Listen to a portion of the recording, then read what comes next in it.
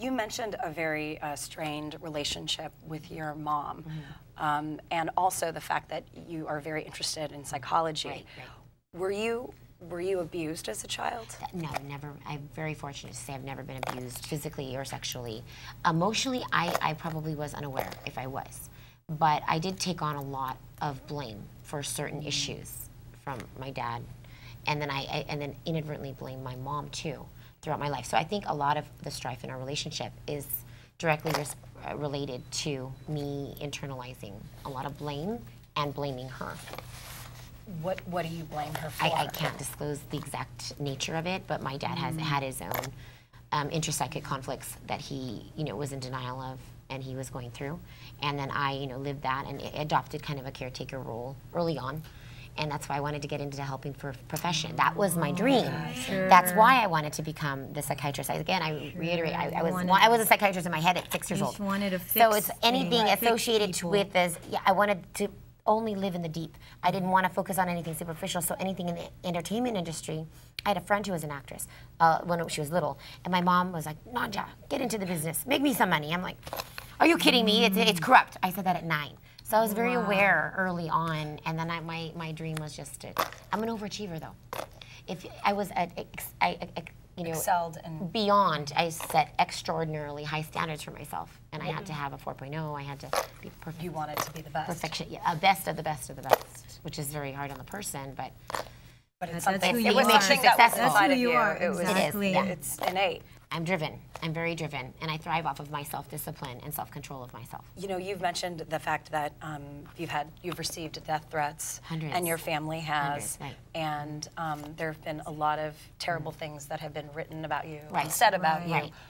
What's been the most painful thing that you've experienced? The panic attacks, because I started swallowing. I just know that character they created was completely disassociated. I knew that from the beginning, and so then I didn't personalize anything because I knew that was a character a fictional character they created in the media that ceased to ever materialize.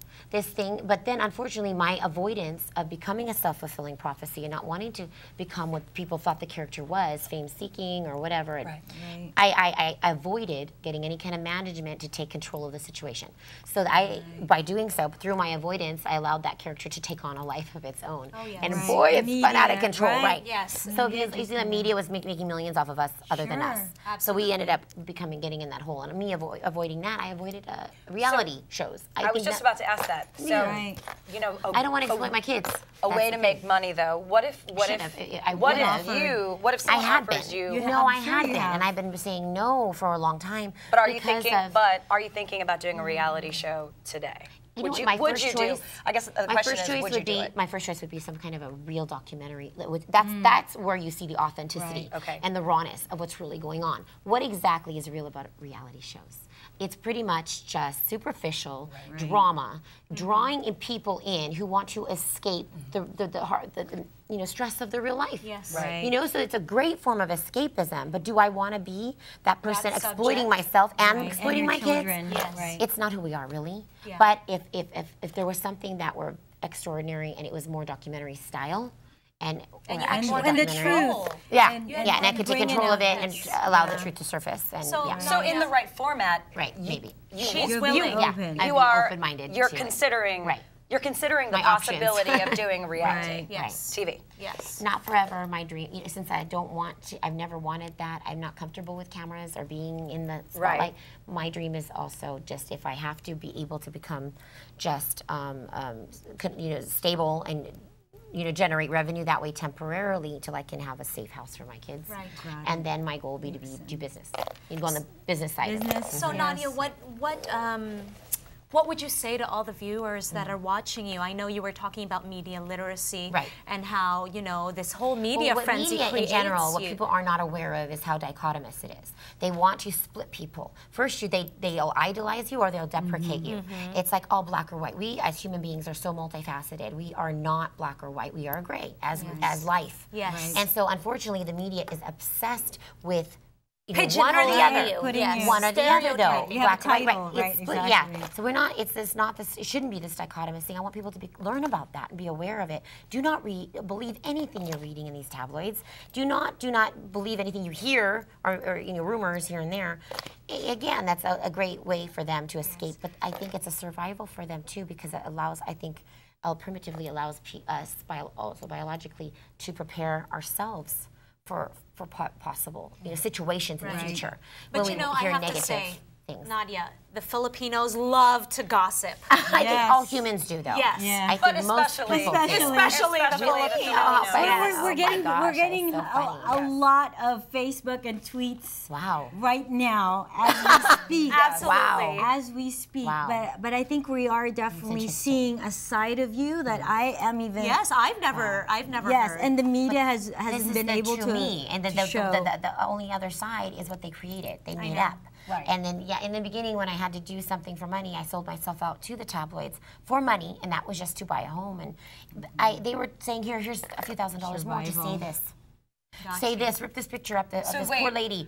but $3,000 right now if you do it. But and so I'm like, you were feeling the pressure. of course, the pressure Financial financial pressure. pressure. There was urgency, major urgency. People don't understand. I have never been on any public assistance, so because of that, I'm So not wait, going so to. that's another thing. That's that, another that thing. I've people never been on have welfare. said. You've never been on welfare. Never been on welfare. So you're not right. Before But- the 8, but you I have- was on WIC. but you- WIC but- is which is for something 1 different. year. Right. Something completely different from milk and cheese and formula. That was Right. when I had twins. But you did say though that people offered you money, and you didn't want it. You didn't want it, but you accepted money and were paid to say things that maybe you did not in mean. the tabloids. Right. Right. So that's why I say I feel the guilt of selling myself out to put food on the table for my kids. And Yeah, they were, but if you have that radar- many kids and you Right. don't know how you're going to feed them, It's what other survival. choice Plus, do you have? you're catapulted into something. So it's unfamiliar terrain. I'm not aware of this industry at all. So I'm going to screw up left and right, and then I'm going to be okay. You're going to give me that much money. I have electricity to pay. I have the mortgage to pay, and okay, I have to say this. Were you ever at risk of losing your children? Never.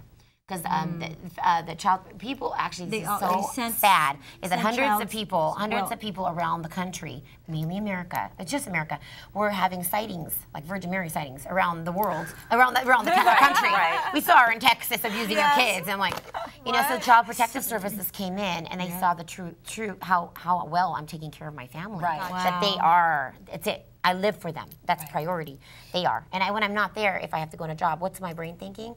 Okay, the older, they're in their room. These ones are here. I'm thinking exactly. So you know exactly where your children are. Logistically, where they are in the house. Right. Yeah. Mike was saying, our producer Mike was saying count. that you have a Count them. count. Yeah.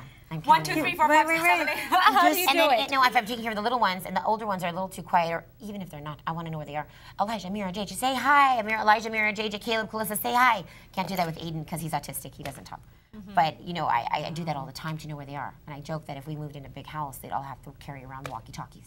They really Well, it's such an honor for us that you're sharing this story with us, and not just with us, with the Filipino community. Thank you. That is amazing. Thank you for being here. Thank you. And I must say, Thank you. Victoria, you just asked the right questions. I don't because know about you You've know done this. exactly You've done what this to before, ask. right? So thank you. I've never Thank actually you. met you before, so Okay. it's, Wow. it's really been. It's an honor for me to be been here a too. pleasure. And yeah.